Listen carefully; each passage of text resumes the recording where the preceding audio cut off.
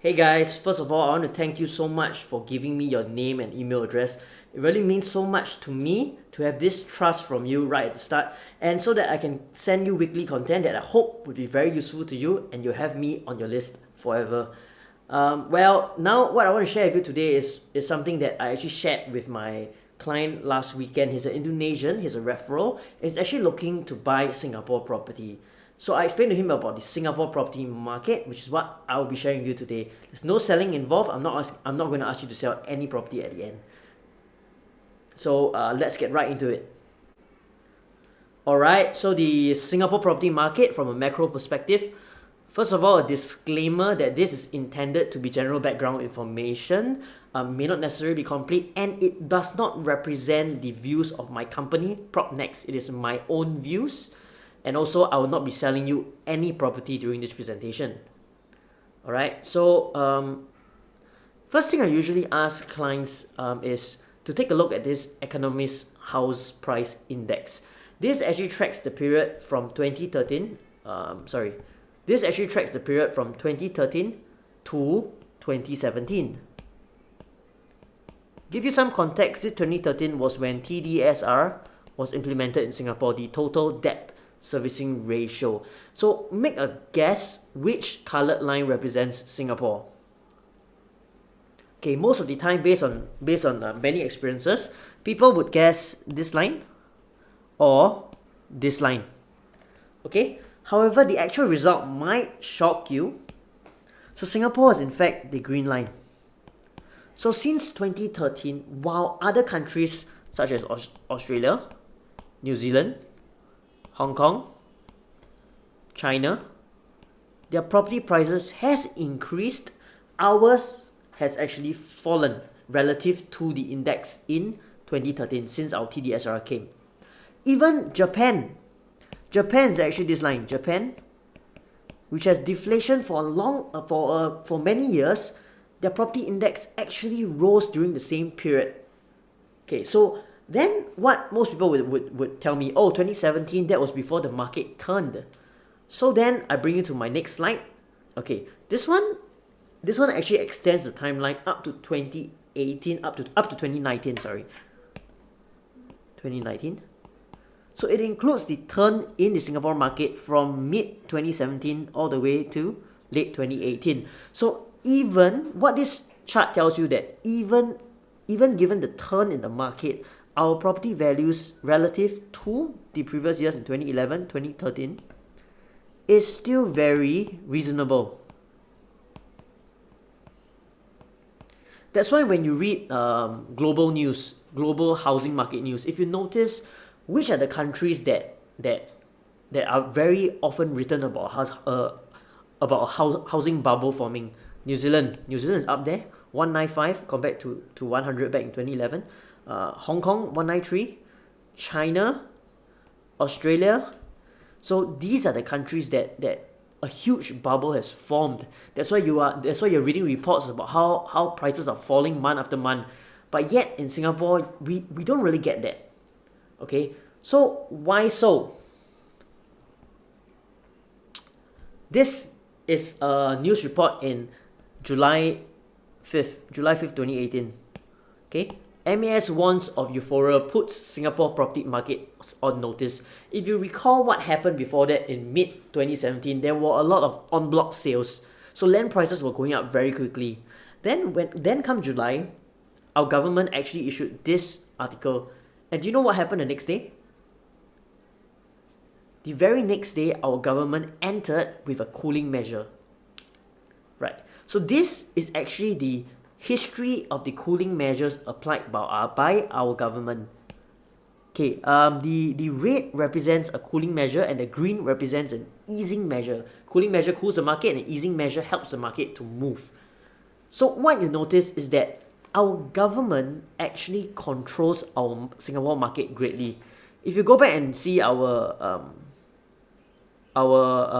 property price index here, okay, it took about 4 years from 2013 to 2017 for our property price index to drop about 10%, but only less than a year for it to bounce back by about 10%.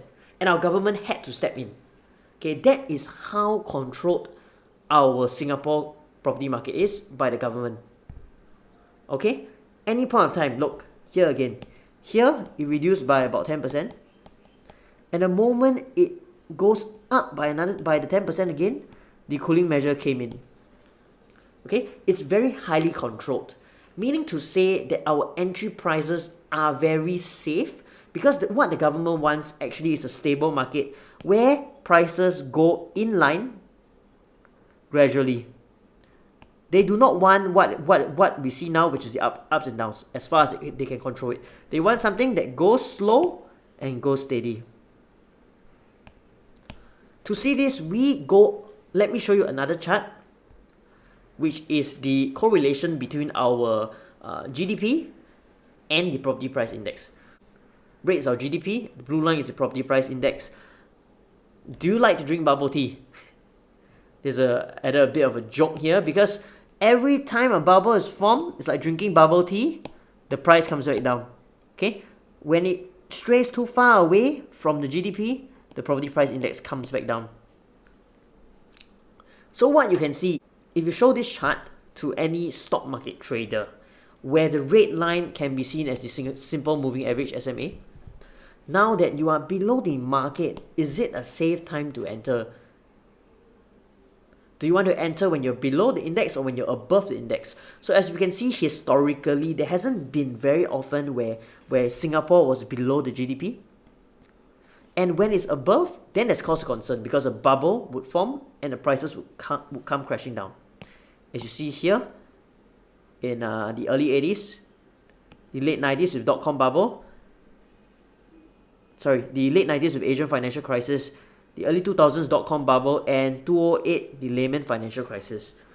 So Singapore's government actually wants us, once again, to go up slowly, go up gradually at about 3 to 5% per annum.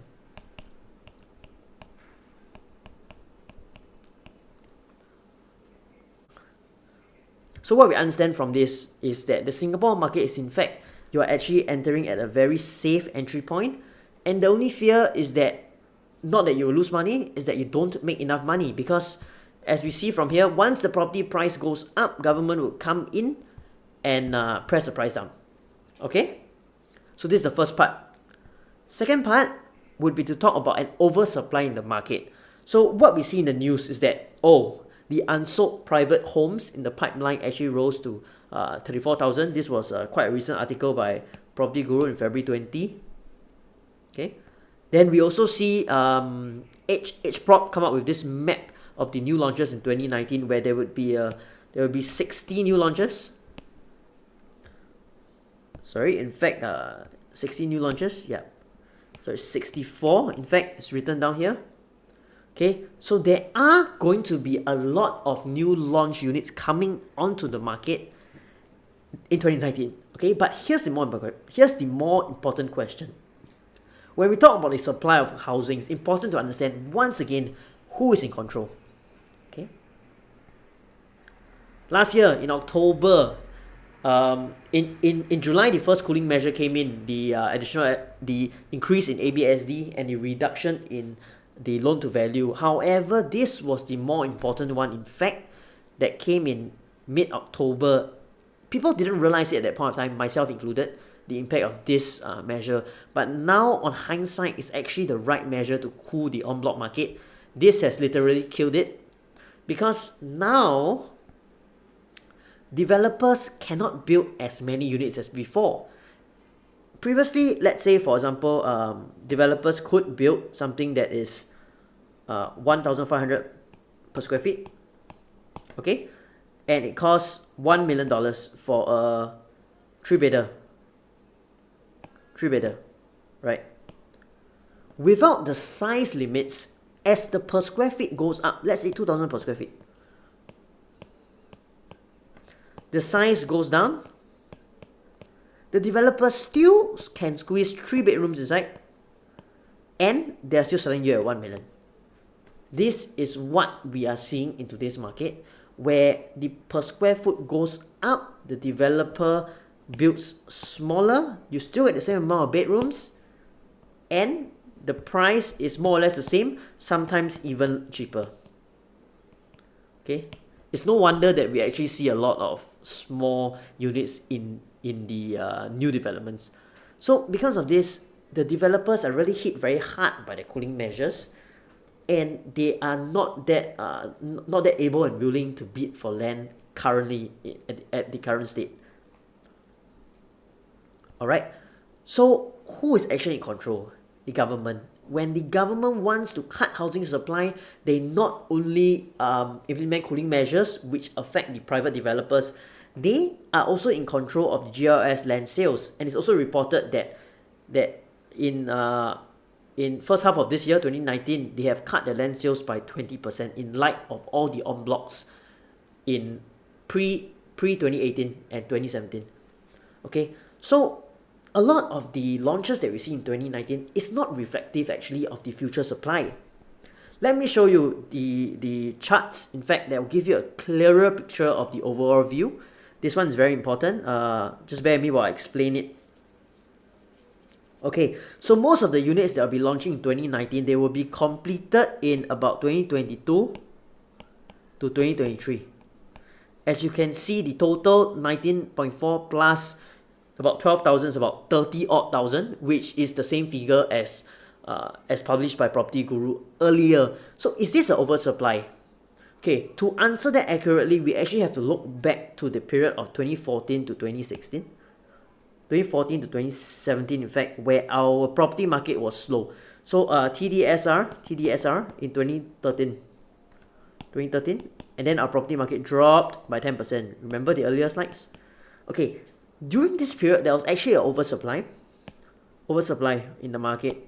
This was the oversupply in the market, where our average completion over the last 10 years is in fact 14,200.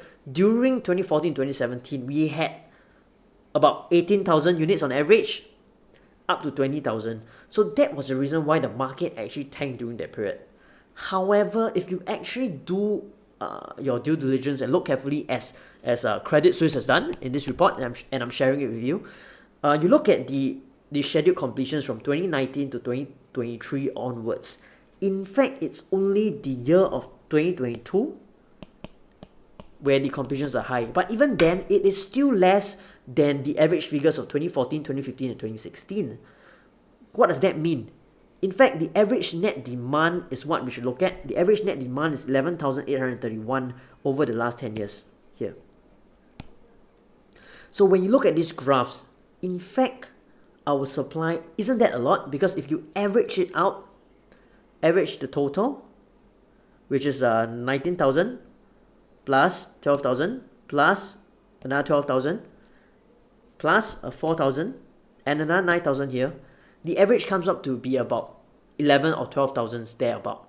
Okay, this is why in fact I would say that there's not much oversupply in the market. You see it right now due to the launches, but give it 1 year. Give it 1 year, and then you will see in 2020 there's actually not much completions in the market. Okay, and then there will not be much new launches due to the lack of land sales in 2019. So just in my last slide, I want to summarize to you the property market in Singapore. Okay, first, it is good value, and it's a safe entry. You are buying at a point where you are so safe because you are far away from the GDP line. And in terms of characteristics is government controlled. So the fear isn't so much that you will lose money on a property purchase, is that you don't make enough money. So I was chatting with my as I said, the Indonesian client.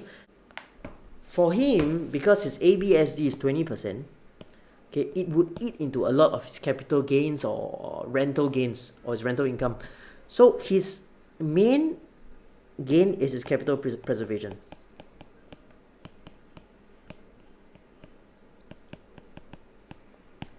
Here's a little bonus that in Singapore market, another reason why it's so attractive is because of our SGD currency. SGD.